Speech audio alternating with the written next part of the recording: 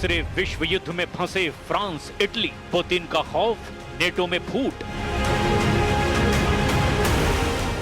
आखिर ऐसी क्या वजह है जिस वक्त राष्ट्रपति ट्रंप और ज़ेलेंस्की दावा कर रहे हैं कि कई मोर्चों पर यूक्रेनी सेना जीत रही है, ऐसे वक्त में फ्रांस के राष्ट्रपति इमैनुअल मैक्रों और इटली की प्रधानमंत्री जॉर्जिया मेलोनी नेटो को गंभीर चेतावनी देते हुए दावे क्यों कर रहे हैं कि अगर रूस के खिलाफ आक्रामक कार्रवाई की गई या फिर आक्रामक हमले किए गए तो पूरी दुनिया जंग की चपेट में आ जाएगी। इमैनुअल मैक्रों और जॉर्जिया मेलोनी दोनों ने ही साफ चेतावनी दे दी है कि रूस को चारों तरफ से घेरना बहुत बड़ी भूल साबित हो सकती है। इधर दूसरी तरफ रूसी सेना ने यूक्रेन पर ताबड़तोड़ हमले करते हुए सितंबर के महीने में ही 4,714 वर्ग किलोमीटर इलाके पर कब्जा कर लिया है। इधर खबर ये भी है कि अमेरिका यूक्रेन को लंबी दूरी की क्रूज मिसाइल टॉमहॉक देने जा रहा है, जिसे लेकर रूस ने चेतावनी देते हुए कहा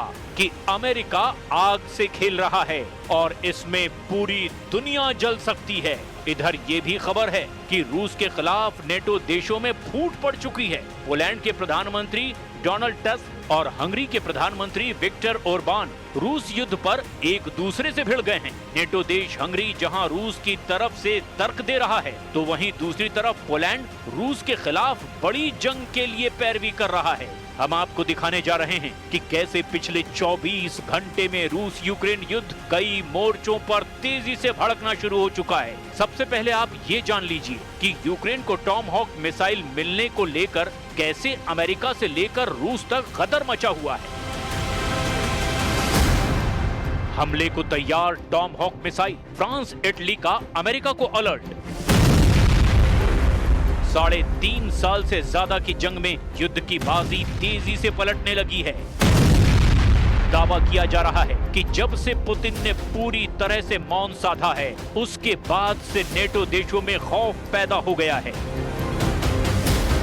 दावा किया जा रहा है कि अमेरिका यूक्रेन को टॉमहॉक मिसाइलें देने जा रहा है, जिसे लेकर रूस ने गंभीर चेतावनी दे दी है। इधर फ्रांस और इटली को लग रहा है कि अगर रूस ने नेटो देशों पर हमले शुरू किए तो अमेरिका यूक्रेन की तरह बाकी देशों को रूसी हमलों से किसी भी कीमत पर नहीं बचा पाएगा। हम आपको दिखाते हैं कि कैसे रूस की जंग को लेकर खलबली मची हुई है। यूरोपीय नेताओं के एक शिखर सम्मेलन में फ्रांसीसी राष्ट्रपति इमैनुअल मैक्रों ने यूरोपीय संघ से चेतावनी से आगे बढ़ने का आग्रह किया है। कोपेनहेगन में शिखर सम्मेलन में राष्ट्रपति मैक्रों ने कहा, मुझे लगता है कि हम सभी को बहुत सतर्क रहना होगा, क्योंकि हम टकराव के दौर से गुजर रहे हैं जिसमें काफी विविधता से भरे जोखिम भी है। हमें बहुत सतर्क रहना होगा और किसी भी तरह की बढ़त से बचना होगा। तो वहीं इटली की प्रधानमंत्री जॉर्जिया मेलोनी ने भी दो टूक कह दिया है, जरूरत से ज्यादा रूस के खिलाफ प्रतिक्रिया देना बेहद गंभीर हो सकता है। मेलोनी ने कहा, सब कुछ के बावजूद मुझे लगता है कि हमें शांति से सोचना होगा। मुझे लगता है कि हमें रूस के उकसावे का जवाब नहीं देना चाहिए। हमें खुद को तैयार रखना होगा। ये बिल्कुल सच है। डेनमार्क की प्रधानमंत्री मेटे फ्रेडरिक्सन ने रूस के हाइब्रिड युद्ध का जवाब देने के लिए यूरोप से हथियार बंद होने का आह्वान किया, लेकिन दूसरे प्रमुख महाद्वीपीय नेताओं ने मॉस्को के साथ बढ़ते तनाव में चक्र में फंसने से बचने की सलाह दी है। हाइब्रिड युद्ध में पारंपरिक तरीके जैसे टैंक और मिसाइलों के साथ साथ गैर पारंपरिक तरीकों जैसे साइबर हमले और इंटरनेट पर दुष्प्रचार का भी इस्तेमाल होता है। इधर अमेरिका टॉमहॉक लंबी दूरी की मिसाइल यूक्रेन को देने जा रहा है।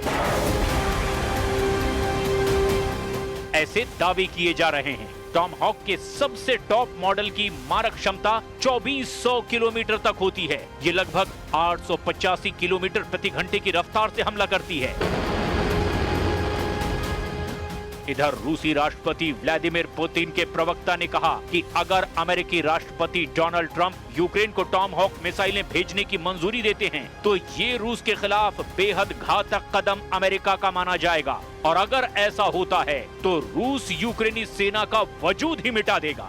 रूसी सरकारी समाचार एजेंसी TASS की रिपोर्ट के मुताबिक दिमित्री पेस्कोव ने ये भी चेतावनी दी कि अगर अमेरिका यूक्रेन को रूस के खिलाफ खुफिया जानकारी देता है तो रूस इसका मुंहतोड़ जवाब देगा। We spoke with the United States. We are very thankful to President Trump for this dialogue. Last time we had very good meeting, very productive dialogue, and we spoke about long-range missiles, long-range weapon. I mean, we spoke about it, so we will see. Everything depends on his decision. इधर Washington स्थित centre for strategic and international studies का अनुमान है कि 2,50,000 से ज्यादा रूसी सैनिक और 60,000 से 1 लाख यूक्रेनी सैनिक मारे गए हैं। इस बीच संयुक्त राष्ट्र ने 10 सितंबर को बताया था कि युद्ध में 14,100 से ज्यादा यूक्रेनी नागरिक मारे गए हैं। द मॉस्को टाइम्स के अनुसार इस युद्ध में 620 से ज्यादा रूसी नागरिक भी अपनी जान गंवा चुके हैं। दूसरी तरफ रूसी रक्षा मंत्रालय ने भी इस साल यूक्रेनी क्षेत्र के 4,714 वर्ग किलोमीटर पर कब्जा करने का दावा किया था। वॉशिंगटन स्थित think tank institute for the studies of war यानी ISW का अनुमान है कि रूसी आंकड़े का वास्तविक आंकड़ा 3,434 वर्ग किलोमीटर के करीब है। रूस कब्जे का ज्यादा इलाका बता रहा है। खबर है कि 25 से 29 सितंबर के बीच रूसी सेनाओं ने निप्रोपेट्रोव्स्क में भी कलिनोवस्कोय, इस्टोपोय और डोनेस्क में डेरिलेवो, मेस्कोय, सेंड्रीगोलोव और किरोवस्क पर कब्जा करने का दावा किया।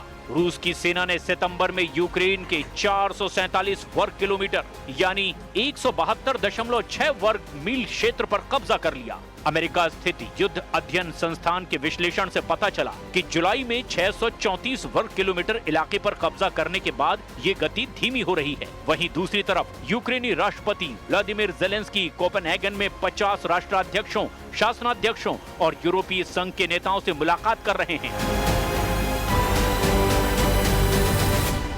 Russia will not stop until they are forced to do so.